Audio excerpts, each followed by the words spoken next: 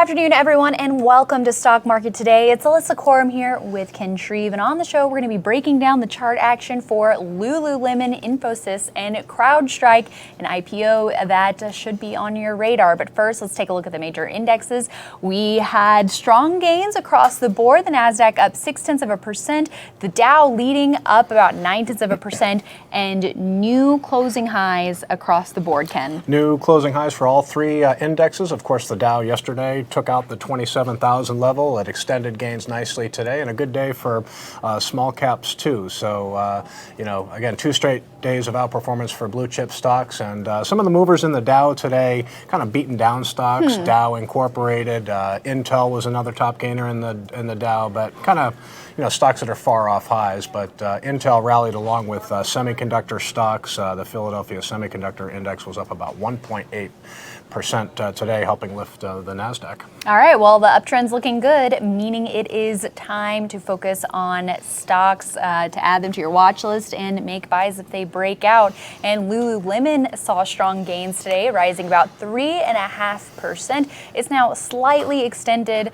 from a buy range here, but Stifel, bullish commentary here, raising its price target to $238, and the stock is around $190.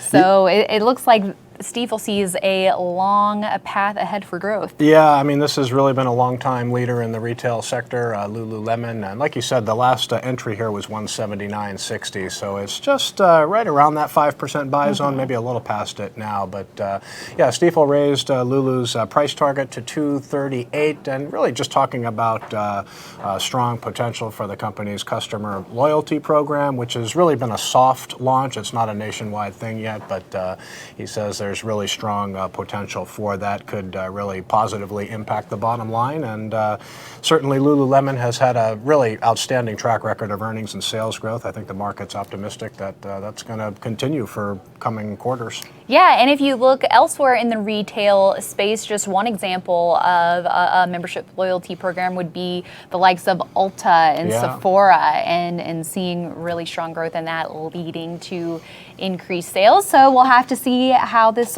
works out for Lululemon. Well, you think a company with just the loyal following that it has, it should do pretty well in that regard. Yes, a loyal following it definitely has. And pivoting our attention to Infosys, a gap up in that stock today, breaking out on earnings, and a third straight quarter of accelerating top line growth. Yeah, so this is a tech services firm, and there's a lot of really good tech services stocks in our database. EPAM is a member of Leaderboard, so the tech services group's got a lot of strong performers. Infosys has a composite rating of 72, so it's not in a lot of our growth screens, but you mentioned another quarter of accelerating sales growth, and a nice gap up for the stock today. Obviously, when a stock gaps up, you'd like to see it close strong and finish near its high. It doesn't look like Infosys did that. It briefly cleared an 1148 buy point. Looks like it closed just below it, but really a strong earnings report from the tech services firm, and a good solid breakout today.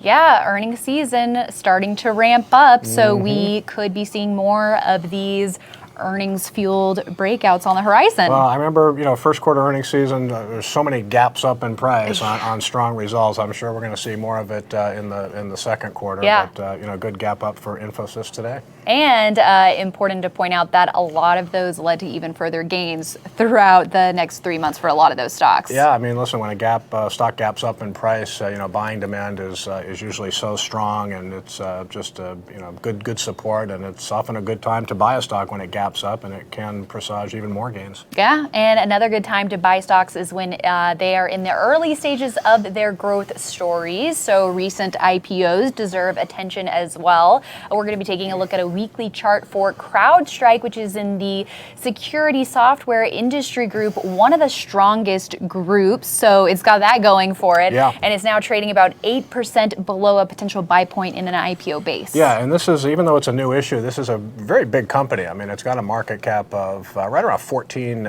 billion. So this is just a classic example of a company. First of all, they came public last month and they priced at $34 a share, and it closed at 58, I think, on its first day of trading. So this is a stock we're going to be watching earnings next week. They report Thursday after the close. Booming sales growth here. They're not profitable yet, but when you see the sales growth that you have with CrowdStrike, it's a company worth watching. So this is just a classic IPO base with a 79.89 buy point, and hey, if earnings impress, we could see a solid move here. So good one for the watch list. Yeah, double whammy, IPO and a potential earnings gap. I don't know. We'll have to see.